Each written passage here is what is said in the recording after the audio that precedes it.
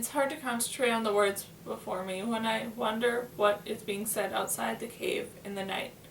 I find myself reading poetry again. The next part of what I did not reach, the poem. The sea comes at last. Step, Mary, feet so short we have to go. To play together we are prone, but we must labor now. The last shall be the lightest load, and we have had to draw. The poem ends there, though I can't tell other stanzas come after. The next page is missing from the book, but even in these few brief lines I hear the poet speaking to me. Though gone, but she or he still has a voice. Why don't I? Suddenly I realize that this is why I'm so drawn to this author's poetry. Not only the words themselves, but the sense of how she could put them down and make them her own. There is no time for this now, I remind myself. The next box is full of books and looks similar to one another. They all have the word ledger carved into the leather of the covers. I pick one up and read some of the lines. 13 pages of history, 4 or 5 blue tablets, trader fee 1 blue tablet. 1 poem, Rita Dove, original printing for information regarding the movement of the society. Trader fee, access to information exchange. 1 novel, Ray Barnaby, 3rd printing, 1 data pod, and 4 panes of glass from the restoration site. Trader fee, 2 panes of glass. 1 page of the book, 3 vials of medicine. Trader fee, nothing. Trader was executing a personal trade on his own behalf. So this is how the traders were done, and why so many of the books here are torn. The pages loose.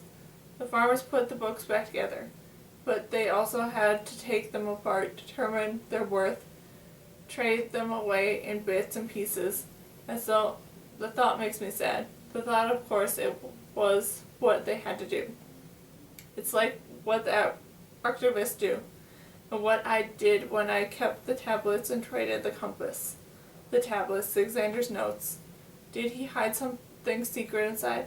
I tear into the packet and put the contents out on the table in 2 rows. 1 of blue tablets, 1 of scraps. None of the papers say anything about a secret. Predicted occupation, official. Predicted chance of success, 99.9%.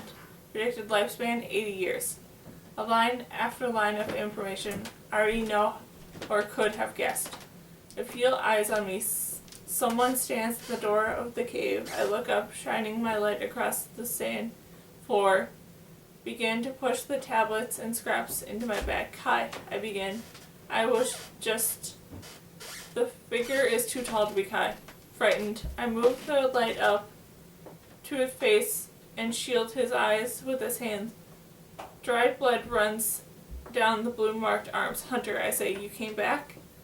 I wanted to escape, Hunter says. At first I think he means from the cavern, but then I realize he's answering the question Andy asked before we climbed. Which did you want? But you couldn't go, I say, realizing the papers locked on the table in front of me fluttered as he comes closer. Because of Sarah. She was dying, Hunter says. She couldn't be moved. The others wouldn't wait for you? I asked, shocked. There wasn't time, Hunter says. It could have compromised the whole escape. Others who weren't fast enough to cross decided to fight.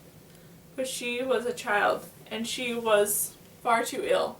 A muscle in his cheek twitched, and when he blinked, tears ran down his face. He ignored them. I made an agreement to the others who stayed. I'd help them rig the explosives up the carving, and they left me leave to be with Sarah instead of waiting for the fight. He shakes his head. I don't know why it didn't work. The ship should have come down. I don't know what to say. He lost his daughter and everyone he knew. You can still go and find the others on the plane, I say. It's too late. I came back because there's something I promised to do, he says. I forgot myself in the cavern. He walks over to one of the long flat boxes on the table and lifts the lid. While I'm here, I can show you how to find the rebellion. My fingers tingle in anticipation, and I leave the poem behind on the table. At last, someone who knows something about the real rising. Thank you, I say. Will you come with us? I can't bear to think of him alone. Hunter looks up from the box. There used to be a map here, he says. Someone's taken it. Indy, I say. It must be. She left a little while ago. I don't know where she went. There's a light in one of the houses, Hunter says.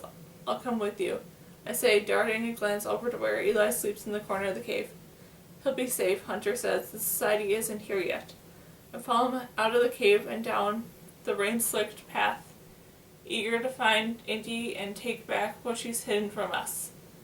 But when I open the door to the lit house, it's Kai I see. Fire-lit flicks on his face as he burns the map of where I wanted to go.